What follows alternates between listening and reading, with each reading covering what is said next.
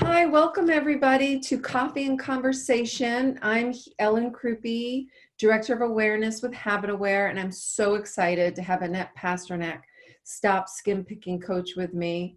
Hi, Annette. Hi, Ellen. So Hi, everyone. So good to see you. And So I know we're doing coffee and conversation, but I've got my tea here. I got my tea too. Awesome. Cheers. Cheers.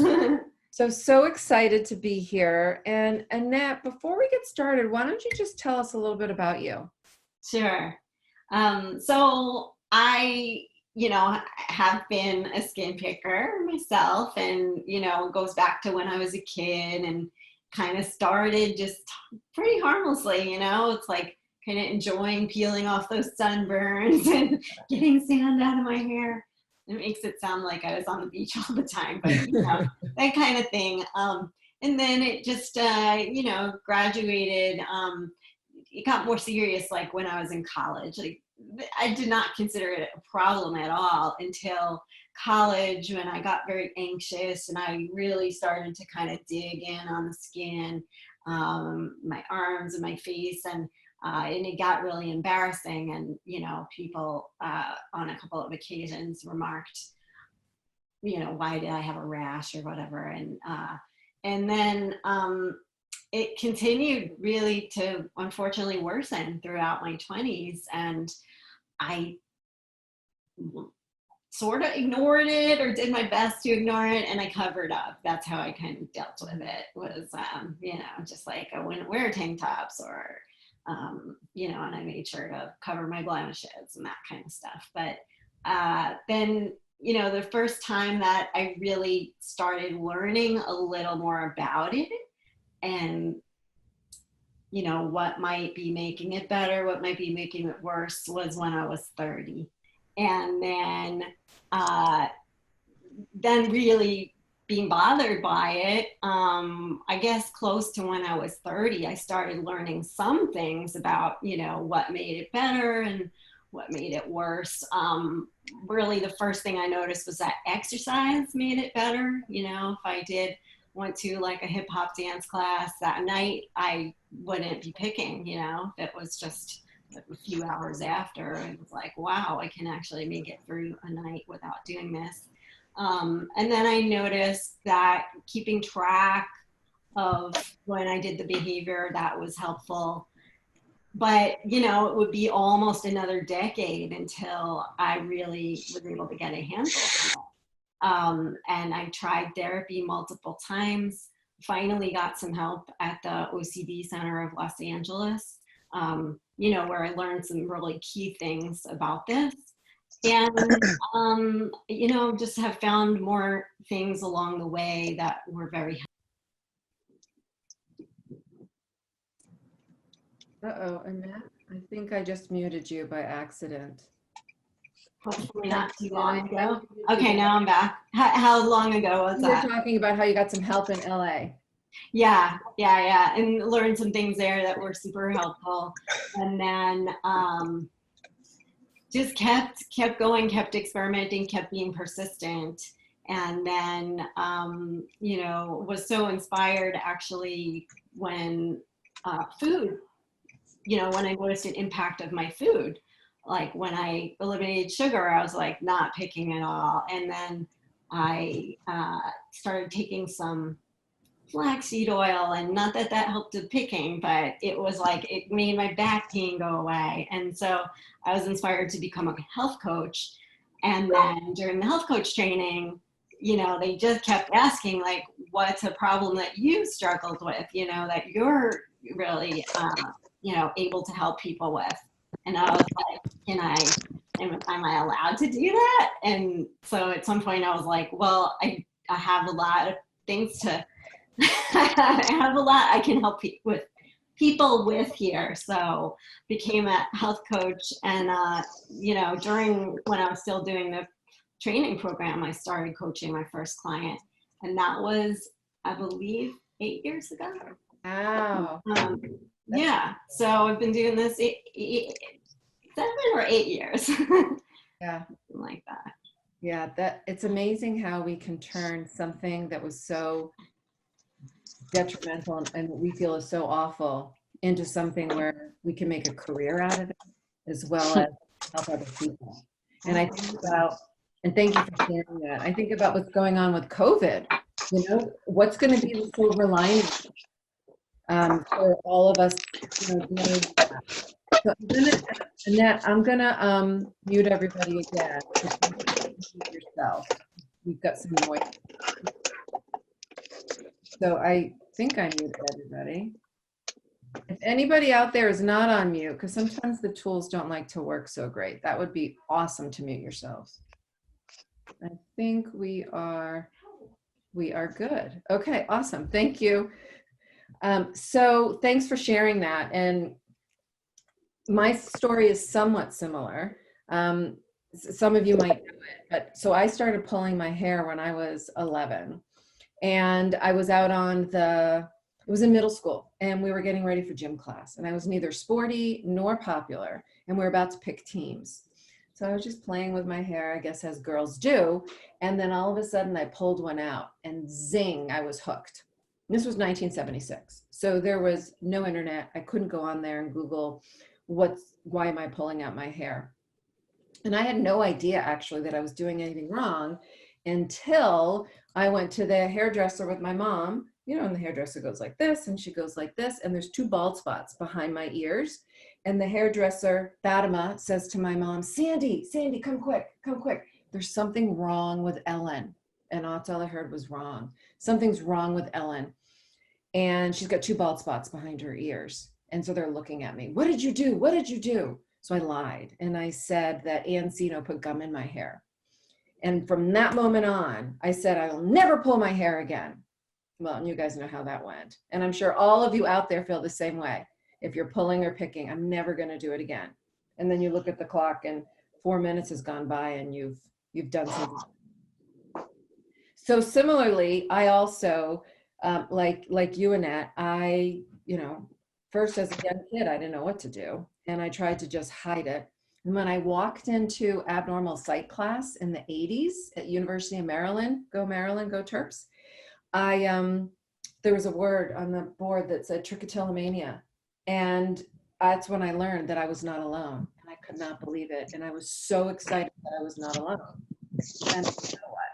So I tried most things. I tried acupuncture, I tried medications, I tried hypnosis. I did do therapy, which actually was one of the best things I did, but it didn't stick. And then in May of 2017, after Googling, are there any breakthroughs in trichotillomania, an ad for Keen popped up. So I bought 2 bracelets. And I train 4 areas because these bracelets, as some of you know, and we'll talk about it a little bit, you train it for your hair pulling or skin picking behavior, your gesture, and then it vibrates to bring you awareness. And once I got the awareness, it completely changed everything for me, because once I was aware, then I was able to take these tools that I learned in therapy and apply them. And it worked so well for me, I called up the company and said, I need to work with you and help others the way you helped me. And here I am. And Annette and I have met at some of the conferences. And so as we were talking, you know, during what's going on now, and we're doing a series of webinars, we thought, hey, let's help out our skin picking and hair pulling community. So that's my story.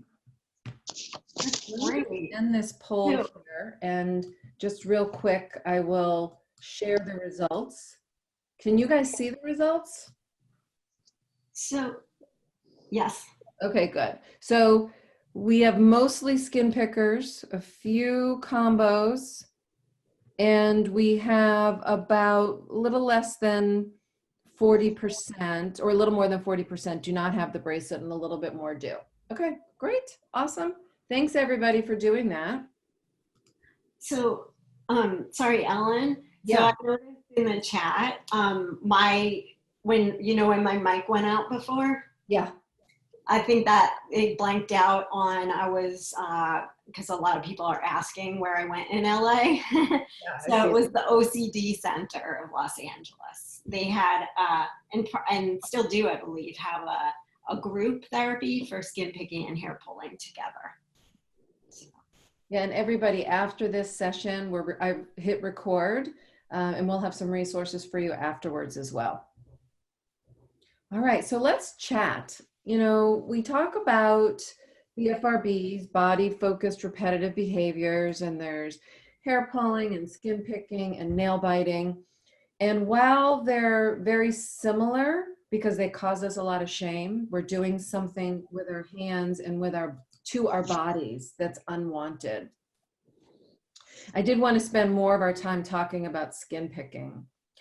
And Annette, when you're working with clients and people are talking with you, what are some of the main things that you start to focus on? Well, actually, the first thing is awareness. Okay. But even actually the very first thing is it's sort of a mindset thing, how we think about both, skin picking, like what is it giving us that, we might need to learn to get in other ways by other healthier behaviors if we hope to stop the picking. And then we think about like, okay, how are they thinking of like all the bad stuff about the skin picking? And then we say like, well, what are the good things about not having it anymore, if you can imagine that? And it's usually very hard for people to imagine that. Like they're just thinking of, I don't want this. I don't want what's going on now. And it's really hard to picture and to frame where they do want to go. So I help them with that first. That's a language thing. I know we're going to talk more about that. A language and a mindset thing. And then awareness, like the first homework assignment is literally like, where do you do it? When do you do it? Like, do you do it during certain activities or right before or after certain activities? Do you have like certain thoughts, emotions, sensations that, you're feeling or experiencing right before you do it? So really becoming aware of patterns, all these different, different patterns that the next step is we interrupt them, you know. Well, let's talk about the awareness, and then let's move on to the other piece, because one of the things I found so powerful, and I wanted to see if you felt the same way about skin picking, is what, with hair pulling, sometimes I'm aware and sometimes I'm not aware. And I find awareness is slippery. So you and I could be drinking our tea at our coffee house and we have some cookies that are on a plate and we think we're only having 1 or 2 or 3 cookies, but we're really having, 15 cookies because we keep taking little bites. So awareness, I find, with hair pulling can be really slippery. And one of the things I found that was so amazing about the bracelet is it's just a screwdriver. It's just a tool for awareness. But once I was able to get my awareness, so if I come up here to stroke and find the hair that I want to pull, or if I was a skin picker, if I'm scanning and I find a bump or an imperfection, that once I get this vibration, it kind of goes from what I call my lizard brain to my prefrontal cortex, and then all of a sudden it becomes a choice. So I realize I'm doing it. I get the hug on my wrist. It goes from my subconscious to my conscious, and then I have a choice. Mm-hmm. Do I want to continue or do I don't want to continue? But then we've got to do all that hard work of, like what you said, well, what purpose does it serve? And sometimes I find like I can get into a trance-like state too. Mm-hmm. Yeah, it's really common with skin picking as well. And yeah, even if with the picking, it's like, even if there's a lot of it that you are aware of, there frequently is a lot of sub-aware scanning. And then, once somebody notices something, then they feel driven to either get it right there or go to the mirror. Hopefully, the thought is that the bracelet just gets you to stop touching in the first place, stop scanning. And then that obviously is removing the trigger of why you do the picking. Yeah. Well, let's talk about language, people, because I think this is so important. So we come up, maybe we get the vibration from the bracelet, maybe we don't have a bracelet and we're doing this. you know, what a lot of us, and I know I do the same thing, I beat myself up. I would beat myself up. Why can't I stop? What's wrong with me? I've tried everything. So before, when I sent out the email asking about, hey, who wants to join the webinar? And oh my gosh, there were so many of you who wanted to come. A lot of the questions that came in is, I've tried everything and I can't stop. I've tried, and there's something wrong with me. Why can't I stop? What happens when my skin is calling to me? So I think a lot of that has to do with language and how we talk to ourselves. What's your thoughts on that? Oh, that's absolutely correct. And if you notice, a lot of those questions are really unhelpful. Why, why can't I stop? That's kind of like a rhetorical question. Well, it's presuming that you can't stop, for one thing, and it's reinforcing that you can't stop the more that you ask that question. So, more helpful question would be, how can I stop? How can I learn to stop? And then what were some of the other things that you're saying I wanted to address? I should have written them down. Oh, the Always kind of thought. yeah, when people are saying I've tried everything. I've tried everything. Yeah, I honestly I don't know how many people have written to me saying they tried everything, and then I meet them and they have not tried nearly everything. So, and that's, the everything, the always, the never. Those are the kind of languages that's like we're exaggerating to ourselves, and we're showing ourselves that we have no choice when we use language like that, right? So, when we use language that's like implying you have no choice or that it's disempowering, that can really get in the way. And for some people, the things they tell themselves are really the key behind this whole behavior, because I know there are lots of people here who have done a lot of these different interventions we might talk about, covering mirrors and whatnot. But, none of these are going to work if you believe that they don't work and that you will never stop. So if you have this belief that, like, not the belief in yourself, but like the opposite, the belief that you'll never get past this, then you're going to sabotage yourself. No matter what, like you're going to set things up so it looks like nothing works, because you'll try something and then you'll pick a little, which is natural. I mean, this is not an all or nothing thing, which is how so many of us look at it, which is another language problem in itself, even if it's mental language.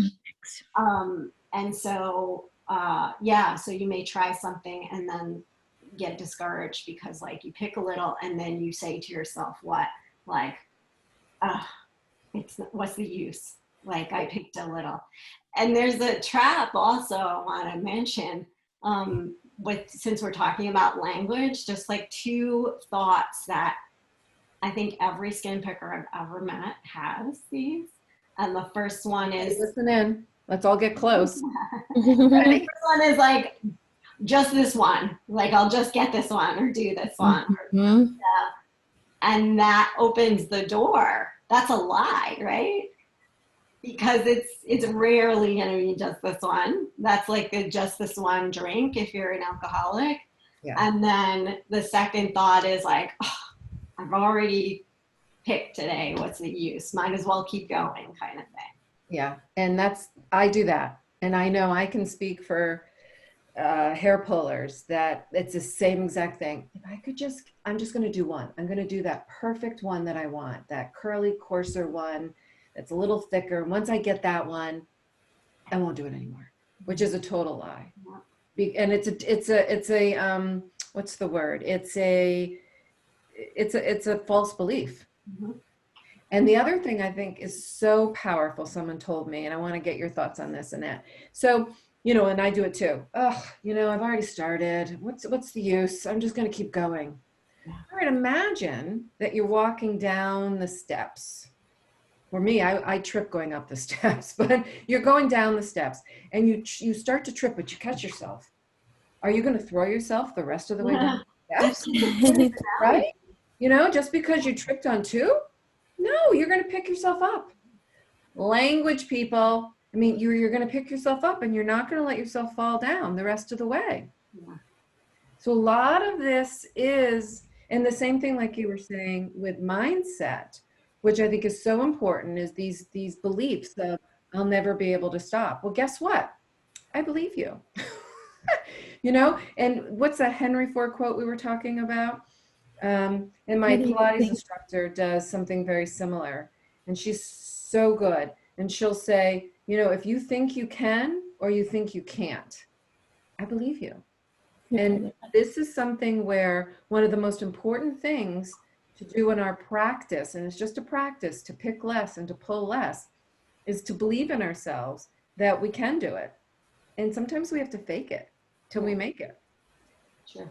So that was the first one. I interrupted you. I got all excited on it. Oh no, that's okay. Yeah, if you that Henry Ford quote, I believe, is if you think you can, you're right. If you think you can't, you're still right. Or maybe it's the opposite, but yeah, I promise. either way, it's true.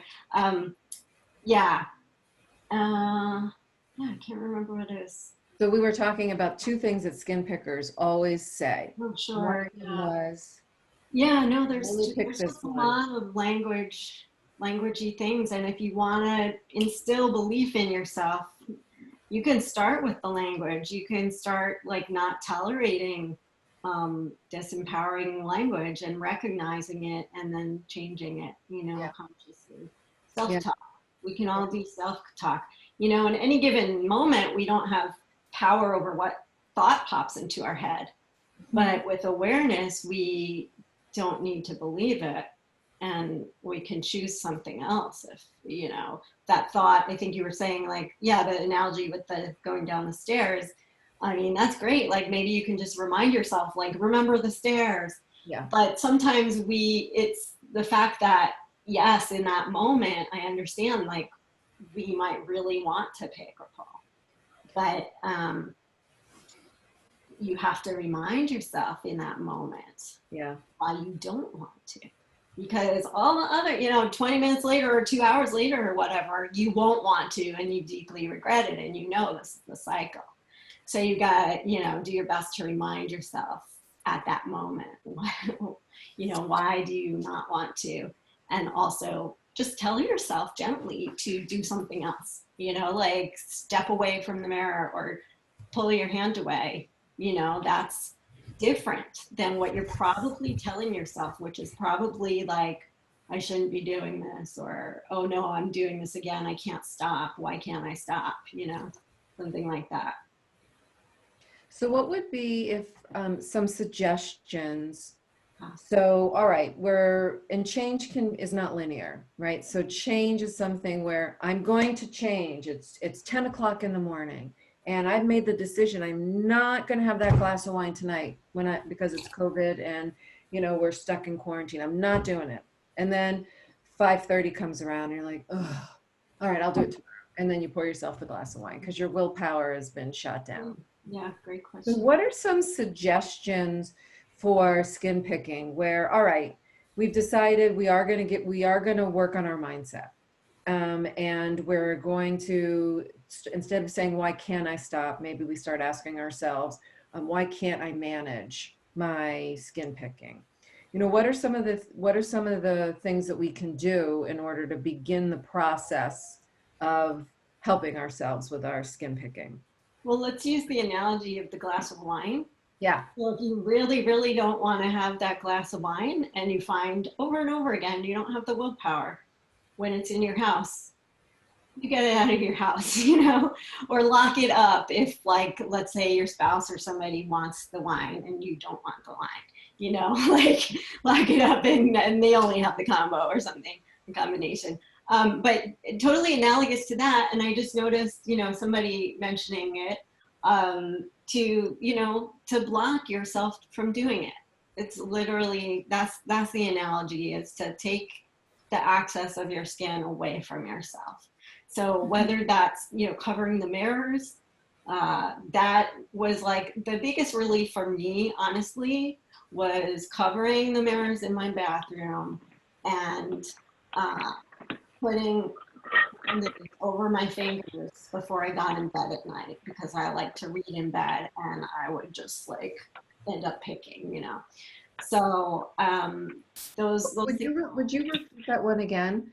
Because that's a good one for me. I love to, and I'm sorry, I was just scanning because I think somebody's not on mute, but I'm going to mute. Okay.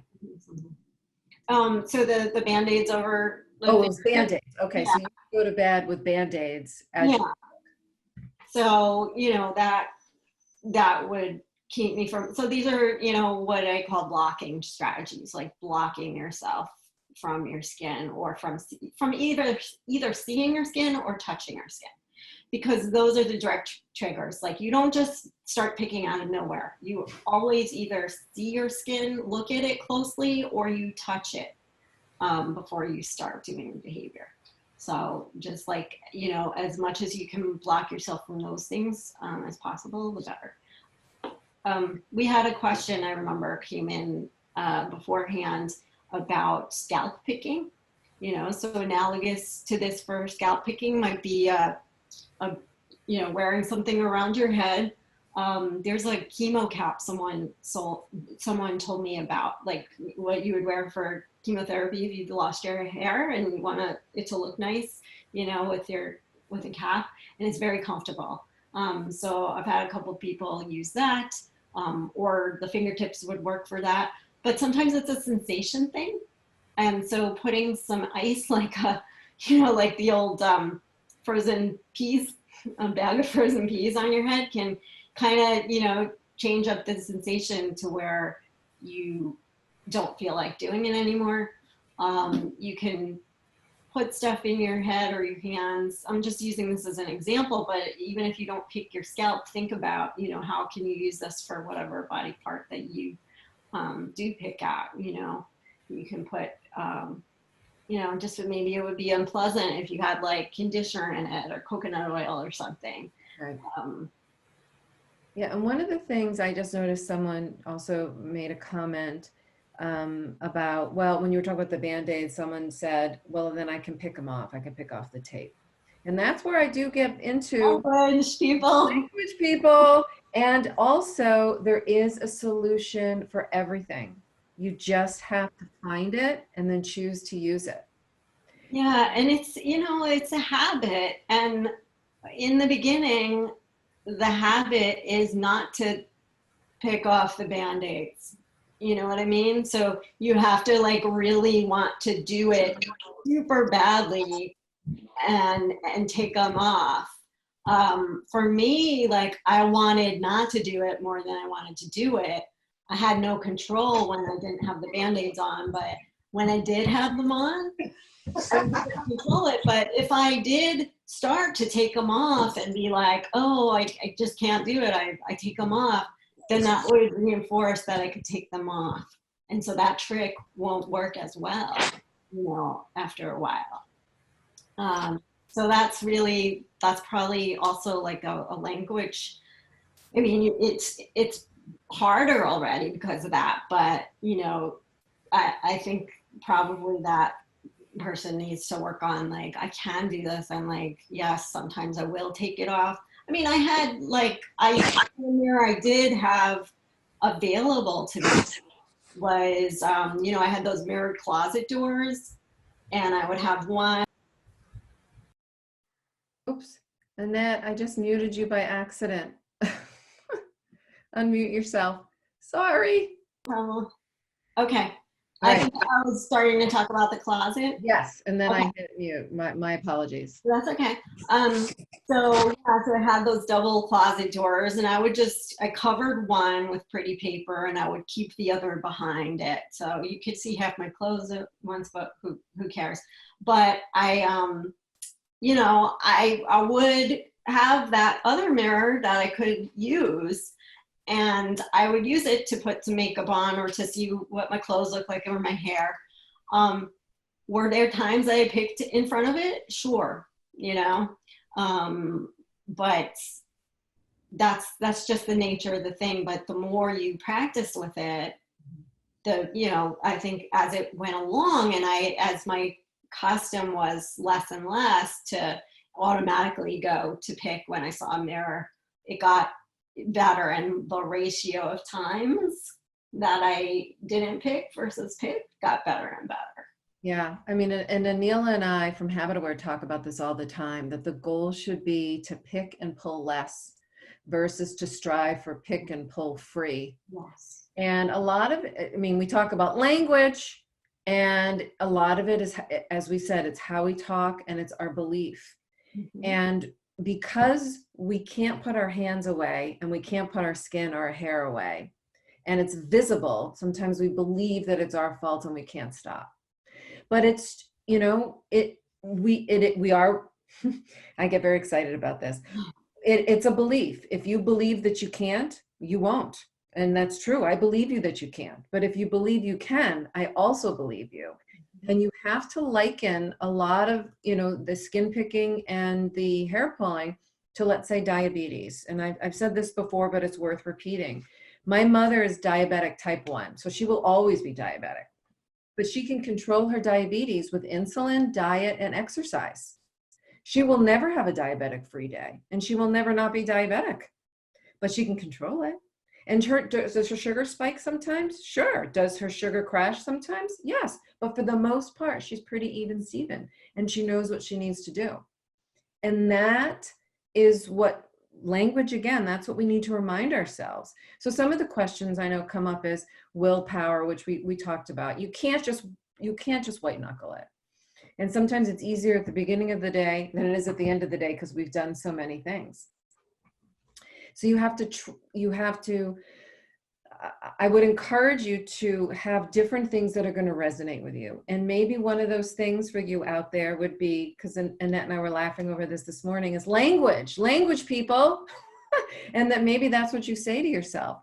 Or do you say to yourself, I'm not going to let myself fall down the rest of the stairs. I'm going to pick myself up, so that when you do catch yourself, instead of continuing to do it, then you will start and try one of these strategies. And if there's a strategy that doesn't work for you today, like the Band-Aids, don't just throw it away, because it might work for you next week.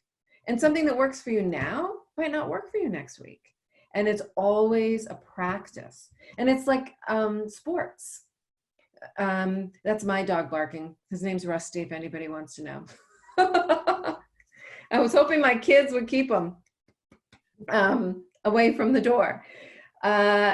Sports, okay, is if anyone, or a piano, or playing an instrument, if you're deciding I want to do a sport, I'm going to go out there and I'm going to play tennis. The first time you go out and play tennis, you're not going to be a rock star, because you have to practice. You've got to get your tools. You got to get the right racket. You got to make sure you exercise so that you have the lung capacity. And the more you practice, the better you will get at it. But you're not going to be a pro every single time, and you're not going to be a pro right outside the gate. And just because you're not doesn't mean you should stop. Yep, absolutely. It's practice. Practice. And I like your point, it's not all or nothing. Oh, the point about pick free and pull free, like those are not words that are in my vocabulary. That's a language thing. That's like a always or never, all or nothing. And not helpful. Not helpful. Not helpful. And considering some degree of picking is like the norm, something like 70% of people pick at skin a little. So, if it's that normal, do you think you're really ever going to get to the point where you don't do it at all, like zero? Yeah. No. But should that matter? I mean, shouldn't the goal be like having a life where this doesn't affect you at all, where you don't have any of the negative consequences, where you're not thinking about it all the time, and when you're doing it, almost not at all? But it doesn't have to be exactly not at all. Yeah. And there was a comment that came up that I loved. We don't have to go for perfection, because perfection is impossible. We just have to, I love what you said in that. It's just being able to live with ourselves in an enjoyable way so that we're not thinking about it all the time. Mhm. And it doesn't have to be pick or pull free, because again, language, and remind ourselves. It's just like going to school. You're not going to get all A's every single time. Just like this webinar, it's not going to go perfect. I muted you twice. Should I stop? Should I just go away? Okay. I mean, come on. Yeah, that's not important. That's not, you know, there's nobody that's here that's gonna like point to that as, you know, mattering or not mattering from what they got out of this today, right? Who cares that you muted me twice? I got the message across after you unmuted me. Yeah. And that's really, we have to make those, it's really focusing on the language. And sometimes, you know, like I said, and I want to see what you think about this. You know, a lot of times it's fake it till you make it, right? So even if you want to think like, you don't want to walk into a webinar like we're doing now. Oh my God, I'm so nervous. I'm not going to do this well. I'm going to screw up, because I'm guaranteeing that I'm going to screw up. So you got to walk in with, hey, I'm going to rock this. I'm going to be awesome. And there's going to be so many great questions. And so it's the same thing. And I'm going to change people's lives and whatever. This is going to be the bomb, you know? So you have to also do that with your own life, where you walk in and sometimes you have to fake it till you make it. I actually write down affirmations that I say on most days. So I start my day to set myself up, just like I had everybody take a deep breath here. So I have my daily affirmations where I say that I am beautiful, I am smart, I am resilient, I'm a good friend, I'm strong, I inspire, and I have different things that I'll just finish them. I am a good mom, I'm a good wife, I am healthy. So you can have your affirmations where you have things that you care about you that are important to you. And it could be that I am resilient. I pick less. I am beautiful. I am smart. I am flexible. Because people are going to want to be around you, not because of your skin. They're going to want, or your hair. They want to be around you because of who you are here. And that's really what you have to remember. Because it's really what this is just, it's part of us and we want to have it. And it's what makes us feel beautiful, but it starts from the inside out. And if you can begin to make some small changes that can help you pick and pull less, that beauty is going to come from the inside out. Amen. And on that note, there's some really great comments here. This is so cool. and what I love on these comments too is people are helping each other out, which is really, really great. The other thing, just to let you guys know, I'm going to copy all these comments because I can't multitask, and I'll do my best to answer things that haven't been answered or to share comments out there. So I'll take that. And we'll show you our email addresses at the end. But if anybody feels like they need something, you can email me if we didn't respond to it. All right, awesome. Yeah, pipe cleaners. I love pipe cleaners. I think they're the coolest things. So one of the things that I thought would be helpful is just to kind of share what I use. So I have something I call a pause pack. This is my little baggie of things. So when I come up here, and this is my favorite place to go, and I get my vibration, or I don't get my vibration because I'm really trained and I'm able to be aware, what I do is I pause and I kind of do an assessment. Okay, where am I? What time is it? Who am I with? What am I doing? Pardon me. So that I can then make a change. Because if it's 2:45 in the afternoon and I've been sitting at my desk for a couple of hours, maybe it's time for me to get up and stretch. Or maybe I take out my favorite fur ball that I love and I play with it. Or maybe this is also my other new favorite thing. I have no idea what it is, but I found it. I think it's something for chords, and I play with this. Or I take a deep breath, or I drink something, or I say something to myself in an affirmation. But a lot of it is catching yourself and then pausing and then deciding, what are you going to do in that? What do you need in that moment? Language, what do you need in that moment that's going to be healthy and helpful to you to help build healthier behaviors? So that's what I do. Like you were saying, Annette, exercise was one of your main things that worked for you, as well as diet. And I know that also helps me, as well as playing with different things and keeping my restless hands occupied, and healthier behaviors really helps me. What are some of the things that that you're working on now in your coaching with respect to tools that people are using? I mean, do you mean what tools I recommend for people? Or? Well, meaning like if somebody needs to play with something for their skin, like they want to, like, are there? It's so individual that I usually have people experiment with them. I'll show them a few examples of things that they can play with, which I have here, but I'd have to like kind of go. I left them behind I have a weird setup here with two computers right now. But I mean, it's one of those things. It's so individual to the person if they need to play with anything. Yeah. For myself now, it's like the only things that I do is I make sure to, if I have the bright light on in the bathroom and I'm like leaning in and kind of checking things out, or even squeezing a couple pores, I'm like, nope, I didn't mean to do that, or I don't want to do that, So just still controlling the lighting a little bit.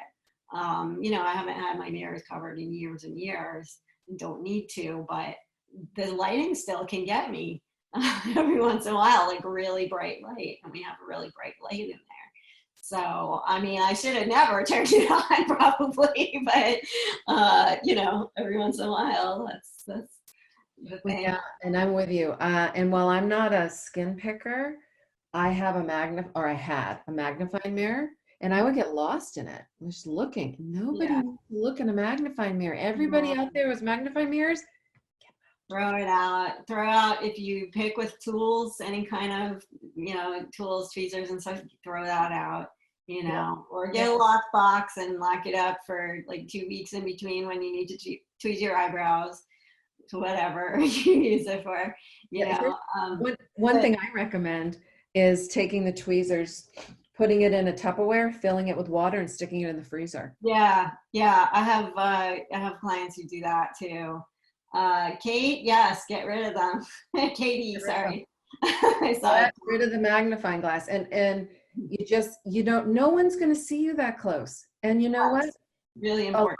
I think this is another one of those false beliefs. We believe everybody can see what's on their faces. Yeah. Right? Language people believe that they can. You okay last night? Somebody is. You really did. I'm so surprised. Somebody else. You didn't wake up at 3 o'clock meds. I woke up at 6 and took 2. Mute. God. Sorry, folks. I think we're back in business. Okay. I forgot what I was saying. Yeah, that's okay. So yeah, and now as far as like for myself, I don't really use interventions anymore, but I'm very careful about my lifestyle. I eat relatively healthy. I exercise. I meditate. I get good sleep, and all of those are things that really affect skin picking and hair pulling. So if you have deficits in any of those areas, working on that should help a lot, like your sleep or your exercise or things like that. And those lifestyle changes not only will help with the skin picking or hair pulling, it's going to help in general. Mm-hmm. All of us right now should be looking at how can we just be better to ourselves. Mm-hmm. Even if we weren't skin picked, everybody's got something. But even if we didn't have this issue, everybody's locked up with COVID-19 and really assessing what's going on in their lives. And just doing small little steps to be a little bit healthier will go so far. It's like success breeds success. Movement breeds movement. If you sit on the couch too much, you're not going to want to get up. But if you get up and you move, then that's going to lead to more movement. Mm-hmm.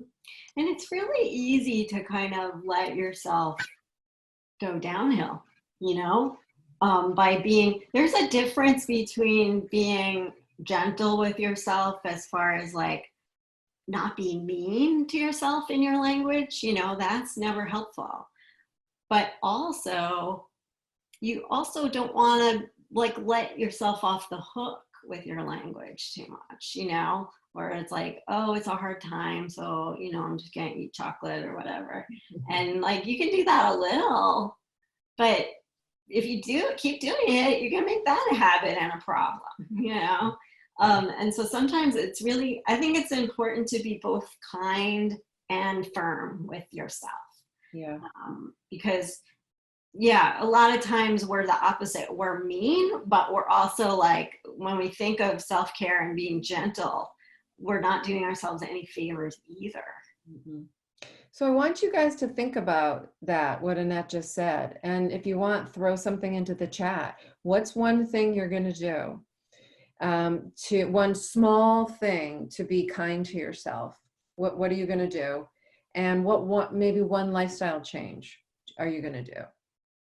What do you think is the most important thing you've gotten from this? Yeah. So far? Whatever it is, it doesn't have to be an action you're going to take. I'm realizing it's so late. We haven't. I know, we could talk forever, but I do want to address one thing that I saw fly by. And does the Keen bracelet help with nails? And I'm just going to take a minute to address the Keen bracelet, or maybe 2 minutes. So the Keen bracelet was developed specifically for hair pulling because Anila pulled her eyelashes and eyebrows. But it also does help with skin picking, and it does help with nail biting. Now, the way Keen works is there's some sensors inside. And so you train it in 25 seconds for your behavior. So this is one of the behaviors that I have. So it's sensing movement, it's sensing direction. Where is it? It's going this way. What's my wrist doing? It's going up and down. And what is my wrist doing in 25 seconds? So it can create this guard. So with skin picking, let's just say I was feeling around for this blemish. I would want to train this area. So this is the direction, and my wrist is going side to side. With nail biting, and my daughter is a nail biter, she does it like this. You got the direction, but there's hardly any movement. So when we trained it, we had to exaggerate it just a bit, like a Goldilocks, not too hard, not too soft, but what her movement is. So any skin pickers or hair pullers out there, Keen is able to help you have the awareness, and I can help you train it. And it's going to be based on your movement. And sometimes the best thing to do is to look in a mirror and see how your wrist is moving while you're training it. And the other thing is, it's got a 90-day money-back guarantee. So you have a solid 90 days to give it a go. And we offer free training. So that's my commercial on the Keen bracelet. And I'm the one who does the training. And someone says they pick with both hands, start with one. Always start with one bracelet in one area. You might not need to. One of the things I learned about myself is I got 2 and I trained. I was pissed off. I couldn't train 5 areas because I was doing it all over. But I just used one bracelet and I trained 2 areas to start. And I learned that if I was successful with the pull on my left, I moved right. But if I wasn't successful, I didn't move right. So for me, I just need one. Other people that I talk to, they don't do it with their left, but then they start doing it with the right. So they need to wear 2. And the whole goal is just to know where your hands are. So when you start to be aware of your hands, then you can put them down and do something else with them. So that's all this is. And we want the vibration to be considered a hug on your wrist or something that brings you joy. Instead of language people, instead of saying, why can't I stop? What's wrong with me? I'm a loser. You're now going to say, oh my gosh, I'm a rock star. I'm strengthening my awareness muscle. And then we take in all of the things that Annette and I have been talking about. So the vibration goes off. Now what? I still maybe want to pull or pick, but now what are we going to do? We're going to talk nicely to ourselves. We're going to pause. We're going to block. We're going to play with something else. And we're going to practice it because it's not going to go away in 24 hours. And I will tell you, and I told you this last night, Annette, I got to tell everybody. So I talked with the nicest woman yesterday. She's been biting her nails for 70 years, 70. And she said, this is her last hope. And I got on the phone with her and helped her train her bracelet. And she just does it lying down on the sofa. So that's what we did. She took her iPad and she brought me into the sofa and I helped her train it so that it would vibrate when she was doing her behavior. 70 years, and she's trying now. It's awesome. Totally awesome. One thing I did want to talk about, and I know we only have a few more minutes, is I don't even want to call it relapse, but I do want to like what happens when we've worked really hard and we're doing really good and we're pulling and picking less, but something happens and we had a little bit of an episode. So instead of throwing ourselves down the steps, like what are some of the best ways to go, all right, I got to pick myself up. And I know for me, what I do is I think about what's worked for me in the past versus saying, forget it, you're just a loser, just pull everything. So I pull up what did I do before that was helpful and start to reinitiate those. Sort of like with exercise. If I've taken a break from exercise, I'll then, what worked for me? Yeah, have a list, of what works for you. That's like the very last thing I do in coaching with people is I make them create their list from like most helpful to least helpful, but all the interventions and things that they found helpful. And you can go back to that at any time. And you have to be ready to go back to it without feeling like a failure, like that you went backwards or downhill or relapsed. Life happens and sometimes, we have to do that. It's never linear, nothing is, there's always bumps in the road. And so the more that you can have a good mindset with, like we talked about, being both gentle as far as like not being mean to yourself for that, not like kind of saying bad things like about that, blaming yourself, but at the same time also being firm and being like, okay, I'm figuring out what I need to do and I'm figuring out how exactly that I plan that into my habits, into my days to make it as easy as possible to do the things I need to do to make the picking as hard as possible. Right. I'm really glad you brought that up. I journal a lot, and about 4 or 5 years ago, I was journaling about what I call the imposter syndrome, where, things are rocking and rolling and you're doing really well in a job. And then all of a sudden, or whatever it is, you're like, oh my God, they're going to figure out I'm a fraud and they're going to fire me because I shouldn't be here, which is a false belief because there's no reason for me to do that and for any of us to do that. And I bet you other people out there have done the same thing. And I wrote in my journal that remember this, Ellen, because you you usually will say to yourself, I'm not good enough in about 3 months after starting something. And you are good enough and you are able to do this. So remember this for the next time. And I had a next time and I just grabbed that journal and I was looking for whatever I wrote and I found that spot and it encouraged me to keep going. So I'm glad you brought that up. I'm actually going to do that myself, which is what are the things that work well for me when to help me with my pulling. And then trying some new things too. That's Yeah. what I would say to people also is, because it could just be that there's something you still need to learn that you didn't learn before. Yeah. Yeah. Well, and now we're at an hour. I know. Can you believe it? You guys are awesome. So here is how to reach us. Yeah. And we are recording this and we will send this out to everybody who registered. But from Annette, if you go to her website, do you want to talk about this? Yeah, thank you. Yeah, so I have books. This is my book, Skin Picking the Freedom to Finally Stop. I'm in progress on a sequel, which has Skin Picking the Freedom We Found. A lot of people's stories in it and advice from people who've been there. also have this as kind of like a journaling, a daily journal kind of log type thing. Videos, I have loads of videos on YouTube. So, you know, if you want to learn from me more for free, you check out those videos. If you would like personal coaching, either private or group coaching, check out my website, stopskinpickingcoach.com. Also check it out for helpful articles. And if you would like to contact me, there's a contact form on my website there. Let's see, what else?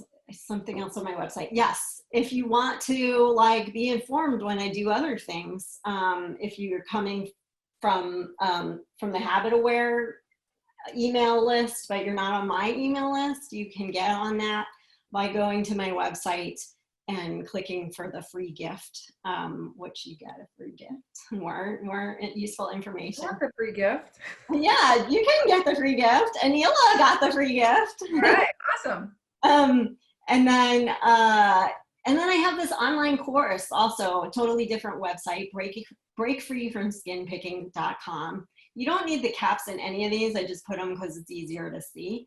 And that course is actually on sale right now. I put it on sale as a special thing because everybody's, you know, like having a hard time being locked in. And also a lot of people are experiencing financial uncertainty or difficulties. So this course is on sale for about another week.